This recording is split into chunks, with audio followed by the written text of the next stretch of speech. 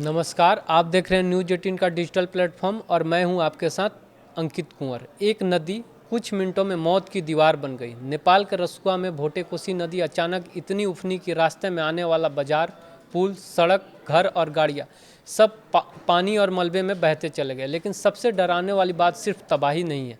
करीब 400 लोग अभी भी लापता हैं और संपर्क से बाहर बचाए जा रहे हैं, और इनमें 105 भारतीय नागरिक और 37 NRI भी शामिल है। अब नेपाल ने भारत से मदद मांगी है और सवाल ये है, क्या भारत एक एयर रेस्क्यू ऑपरेशन इस जल प्रलय में फंसे लोगों के लिए उम्मीद की आखिरी किरण बन सकता है? सबसे पहले समझिए कि हुआ क्या है। 26 अगस्त की सुबह करीब 8 बजे रसुआ इलाके में भोटेकोशी नदी का जल स्तर अचानक बेहद तेज़ी से बढ़ा। प्रारंभिक जानकारी के मुताबिक यह सामान्य बारिश से आई बाढ़ जैसी स्थिति नहीं थी।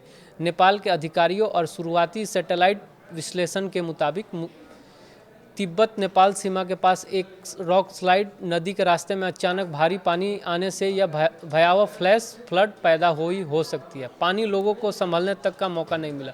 कुछ वीडियो में पानी और मलबे की ऐसी तेज दीवार दिखाई दे रही है जिसके सामने बड़े बड़े कंक्रीट भी ढांचे भी खिलौने जैसे नजर आ रहे हैं। तबाही का सबसे ज़्यादा असर रसुआ में दिखाई दिया है। सड़कें टूट गई, पुल बह गए, सीमा तक जाने वाला संपर्क बाधित हो गया। कई बस्तियां बुरी तरह प्रभावित हुई और सबसे बड़ी चिंता, बिजली परियोजना पर भी भारी असर पड़ा है।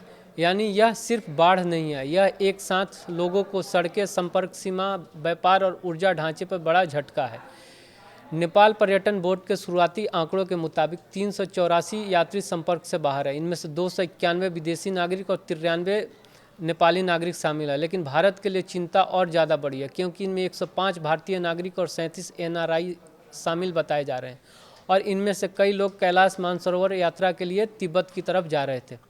जरा सोचिए, एक तरफ श्रद्धालु यात्रा पर निकले हैं, दूसरी तरफ अचानक नदी ने रास्ता ही निकल लिया। अब उनके परिवार भारत में बैठकर सिर्फ एक ही खबर का इंतजार कर रहे हैं, वो सुरक्षित है या नहीं। अब आता है भारत का रोल। नेपाल का प्रभावित इलाका बेहद पहाड़ी और दुर्गम है, जहाँ सड़कें टूट चुकी है, जहाँ पुल बह चुके हैं, जहाँ संचार व्यवस्था प्रभावित हो। वहाँ ट्रक और एम्बुलेंस भेजना आसान नहीं है, लेकिन हेलीकॉप्टर, वहाँ तस्वीर पूरी तरह बदल जाती है। हेलीकॉप्टर उन इलाकों तक पहुँच सकते हैं जहाँ सड़कों का नामो निशान नहीं है। फंसे लोगों को एयरलिफ्ट किया जा सकता है, मेडिकल टीम पहुँचाई जा सकती है, दवाएं और ज़रूरत सामग्री पहुँचाई जा सकती है, और सबसे महत्वपूर्ण, लापता भारतीयों की तलाश को तेज किया जा सकता है।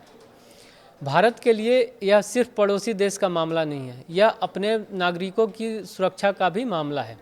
अगर 105 भारतीयों का संपर्क टूट गया है तो सबसे पहला काम होगा उनकी पहचान की पुष्टि, उनकी आखिरी लोकेशन पता करना, ट्रैवल एजेंसियों से जानकारी जुटाना, चेक पोस्ट और परमिट रिकॉर्ड खंगालना, और सिर्फ एक व्यक्ति तक पहुंचने की कोशिश।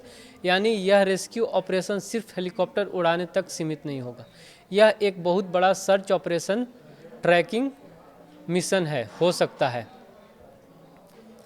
इसी बीच प्रधानमंत्री नरेंद्र मोदी ने नेपाल के प्रधानमंत्री बालन शाह से फ़ोन पर बातचीत की है। PM मोदी ने जान माल के नुकसान पर दुख जताया और भारत की ओर से हर संभव भारतीय और राहत सामग्री का भरोसा दिया। भारत का संदेश साफ है, नेपाल इस संकट में अकेला नहीं है, और यही भारत नेपाल रिश्ते की सबसे महत्वपूर्ण तस्वीर है।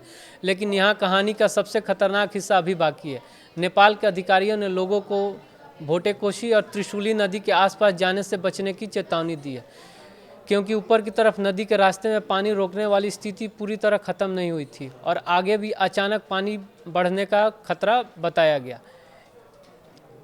जो लोग बाढ़ से बच चुके हैं उनके लिए भी खतरा पूरी तरह ख़त्म नहीं हुआ है। इसलिए इस समय सबसे ज़रूरी है नदी से दूरी और सुरक्षित ऊंचाई पर रहना।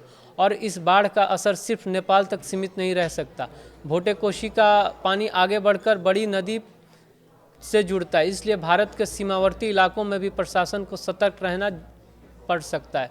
खासकर बिहार और उत्तर प्रदेश जैसे निचले इलाकों में नदी का जल स्तर पर बेहद ज़रूरी है। यानी नेपाल में शुरू हुई यह आपदा आगे चलकर भारत के लिए बाढ़ प्रबंधन की चुनौती बन सकती है। अगर आपका कोई रिश्तेदार या परिचित नेपाल में है और उससे संपर्क नहीं हो पा रहा है, तो भारतीय दूतावास ने प्रभावित भारतीय नागरिकों के लिए आपातकालीन नंबर भी जारी किए हैं। एक तरफ हिमालय, दूसरी तरफ उफनती नदी, बीच में फंसे सैकड़ों लोग और हजारों परिवार की उम्मीद सिर्फ एक खबर पर टिकी हुई है। नेपाल के लिए यह सिर्फ प्राकृतिक आपदा नहीं है, यह एक मानवीय संकट बन चुका है और आने वाले कुछ घंटे बेहद महत्वपूर्ण रहने वाले हैं, क्योंकि हर मिनट की देरी किसी की ज़िंदगी और मौत के बीच का अंतर बन सकती है।